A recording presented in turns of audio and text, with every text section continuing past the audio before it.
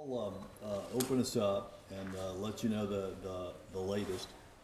After this discussion with and on the recommendation of Dr.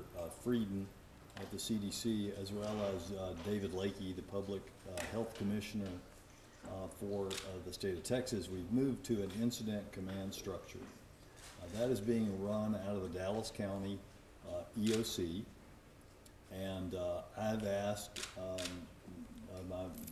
our partners in many important endeavors in the past, like West Nile virus and the refugee situation with the children, to assist on this and to continue with the great work they're doing, but to also embed some of their key staff into that EOC operation, that emergency operations center operation. So we have the emergency manager for DISD and some emergency management staff from the city of Dallas there as well. I've asked Dr. David Lakey, who was instrumental in the turnaround of Parkland Hospital and working with us on that as the state's top regulator, and who was at my side throughout the West Nile virus epidemic, and was helpful also on the child refugee relocation efforts to embed in our EOC for the state. He's brought some of his team here. I've asked Dave Daigle, who is the Associate Director for, make sure I get this exactly right, the Associate Director for Communications and Public Health Preparedness and Response at the CDC, who was embedded in my office upstairs for a couple of weeks during the West Nile virus to embed there as well. We have the top doctor in the world, the top Ebola doctor in the world here on the ground, Dr. Kuhar. He's embedded in another group at Presbyterian. We've got a good team of experts and people in place, and I want to stress to you that the people that are here assisting the great work that's already been done by our local health department and our local agencies are people that I and our Dallas County Department of Health and Human Services have worked well with, and Mayor Rawlings and others have worked well with in the past, and we have a high degree of confidence in those people to assist us in this action. Dallas County will act as the lead agency, but when it comes to planning, those decisions will be made with the advice and counsel of our partners from the CDC and the Department of State Health Services. Likewise, I want to get the input as we go forward and continue our strong partnership with the City of Dallas, DISD, and other agencies and groups in Dallas County. The hospitals, all hospitals are represented through their agents over there at the Incident Command, and we're moving quickly to continue and expedite the investigation and surveillance into these matters. A couple of things, and I'm going to turn it over to someone. Last night we placed orders on a family. We did that after balancing many things. We do not intend to have to do that again, but there's nothing more important than keeping you safe, and that based on the information we had, which I will not be publicly disclosing to you today, it was clear to me, a Democrat, and Governor Perry, a Republican, and everyone who looked at that information, that the action, and the CDC today, after we laid it out for them, that the actions that we took, while unusual, were appropriate. And they're there to come you know, for the safety of the family as well as the safety of the public. We have some hygiene issues that we are addressing in that apartment. This is a fluid situation. We have a contractor. There are protocols that have to be followed to clean and to take care of the things that need to be taken care of in there. We have a contractor who will be there as soon as possible and will take care of those issues that are of concern to Dr. Lakey and myself and our health department. We have food. We have delivered several days of food to that apartment. Those people in the apartment are part of Dallas County, and they are going to be treated with the utmost respect and dignity in this unusual situation. Dr. Lakey and I are going to reach out and put our eyes on that, and I want to commend Jennifer Staubach Gates for her incredible work with that neighborhood. I realize that if you live anywhere near that neighborhood, you're nervous now, but the science hasn't changed overnight. This is not like the flu. It's not something where it spreads broadly through the community. You can only get sick, you can only contract it from someone who is having symptoms. And remember that the only person who had symptoms is Mr. Duncan, who's in the hospital. And no one who has been around Mr. Duncan during the time that he has been symptomatic has shown any indication of having contracted Ebola or being sick from any other related illness. So this is a matter that we have a high degree of confidence we can control, and we are working to get the response, which has been a good response, strengthened, every hour of the day. Let's see if there's anything else. Oh, on the incident command, the name of the person that's going to be incident commander for us is Chief Doug Bass. He is our emergency management chief. He is not going to be available for interviews for y'all.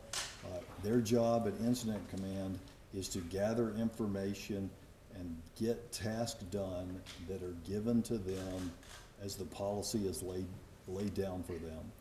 And they are busy doing that, very busy doing that. And so there's not going to be time for them or for any of our section chiefs in this unified command to give interviews for the next few days. Lauren Mish, my chief of staff, will head up the PIOs there, and we'll have a joint communication with the city and DISD and other entities, and we'll try to get that information out just as close to real time as we can so that you can get that information to the public. We want to be as transparent as we can be, and we want to have the public's confidence, and we know the best way to have the public's confidence is to earn that confidence every single day. And we're going to do everything that we can to do that. I see Dr. Teresa Daniel back there in the back, and you should come up here because you're more than welcome to come up here. The county commissioners court, the sheriff, all your county elected officials and department heads are working hard. They're working together. They're providing support. Same thing with the city and the school district. And with that, and we're going to take some questions from you. But with that, I'm going to turn it over to Dave Daigle, who is kind of like getting the band back together. Dave is here again. So Dave, you want to come say a few words from CDC? Hi, I'm Dave Daigle with the Centers for Disease Control and Prevention, and thank you very much, Judge. And first of all, I want to tell you, we're really happy to be here. We're invited by the state and the county and the city, and we get to work with them on this investigation and do the contact tracing. So we have a team of about 10 folks, and it's 10 folks here on the ground, but you have to keep in mind, CDC has literally hundreds of folks back in Atlanta or working in Emergency Operations Center, working on different teams like lab and epi, and approximately over 130 folks deployed in West Africa doing the same contact tracing work that we're doing here. And we're fortunate that several of the team several folks on our team here in Dallas have experience in West Africa and doing contact tracing over there. So we are doing exactly that. We're working with the county. We're going to do contact tracing. We're going to divide up into 2 teams. One team will stay at the hospital. They'll do active surveillance and contact tracing at the hospital. The other team is what we call a community team, and working once again with our partners at the county and state, we'll do community tracing, and we're making great progress on that. I think the formal contact tracing, I think you've heard already that there's a list of about 100 what we call potential or possible contacts, and that will be culled down to a list that will begin the contact tracing on. And so, once again, it's great to be here. Thanks for having us. And I think probably do questions later, and I'll get out of the way. David, Sean Rabb, Fox News. Let me ask you a question, sir. How do you come to this number of 100 as you begin this concentric circle of contacts? Well, you know, I might like Dr. Zachary take that for you, if you will. And I think they want to wait probably to the end. Yeah, let's wait for the questions at the end. Let's go through, I think Mike is, Mayor Owens.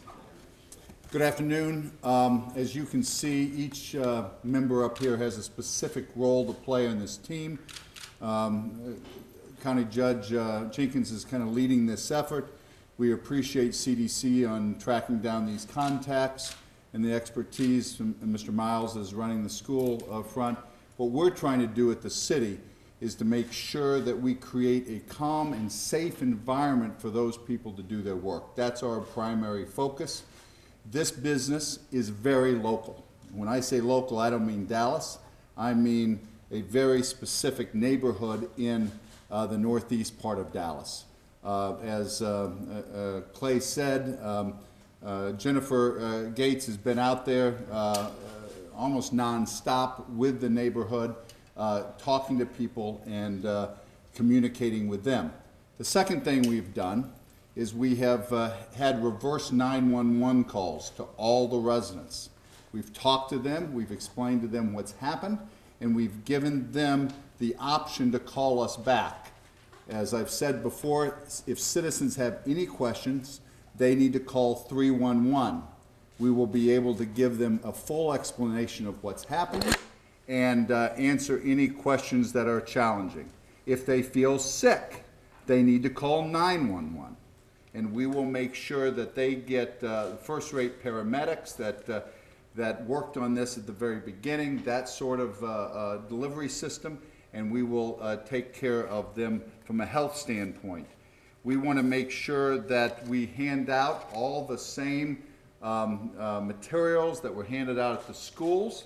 We have gone kind of door to door to make sure all the people have. So we're getting the word out, and people are starting to understand what is happening, what Ebola is, and the science behind it, that you can't contract this unless you have contact with somebody that has shown signs of having this.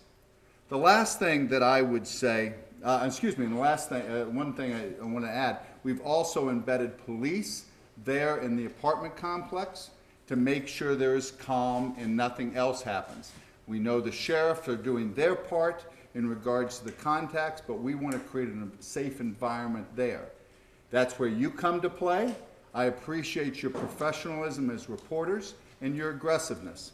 Just know that you will have a moment to be part of the problem or part of the solution, because it is at best disorganized out there, and we have some members of the press that are creating a little bit more of it. I know that's hard for you to imagine, but we need everybody to be professional at this point. Safety is first and foremost, not only of our patient at Presbyterian, but these individuals that lived with the patient for a while and the contacts. If we have a chaos out there, and we've got some reporters that feel it is their obligation to pay people to move into their apartments, it creates a little bit difficult situation for the CDC and the county to do their job. So I'm going to ask you, as a professional one to another, be careful about how we interact there locally. And that's why we have people out there. We've got a city person working with the apartment manager. And if you have any questions, go to them, and we will make sure we're, as Clay said, be as transparent as we can, but we need to do it in an organized fashion. Obviously, a very important part of this is children. and what's happening at DISD, and I'll introduce Mike Miles. Thank you, Mr. Mayor. I'm Mike Miles, Superintendent Dallas ISD. And for us, there are three priorities. The first and foremost one is our children's safety. That's always going to be our priority, so we're looking after that. The second is providing information. We did a lot yesterday. We're going to continue to do that. We're doing that today. Information to our parents, to our staff members, to our students, so that they also understand the situation and we're as transparent as possible. And then third is what we do every day, and that is to make sure we have high-quality instruction. And so those are the things that are going on today. We've continued to do what we did yesterday, and it's having an effect. We have additional nurses and health professionals on staff today, yesterday, and we'll continue that tomorrow, and then probably into next week. And those health professionals are answering questions from parents, from students. Our nurses are making 2 rounds, they don't usually do this, during the school day to every classroom, also just to check to see if people have questions or if there's any symptoms of anything. And so we're being vigilant there. We had additional custodians last night. We will have today as well. Today during the day we have additional custodians just to take the, we don't think there's any virus at any of those buildings, but we'll take that off the table. So we're doing extra cleaning and disinfecting. And now we're also enrolled the 5 students into the homebound program so that they will get curricular supports and technology supports to continue their education. I know there's some interest in our attendance. I can tell you I'm very proud of the staff. We have our staff at the school. The attendance rate for the teachers is the same as it always is. And then for students, we're down a little bit. We're at 86% attendance for those 5 schools. The rest of the district is the same, but for those 5 schools, it's 86% attendance. It's usually around 95, 96% for those 5 schools. So we're down a little bit, but I think the message was getting out, and people do feel safe. That's why you had that high percentage of kids attending school, and we just think that number is going to grow.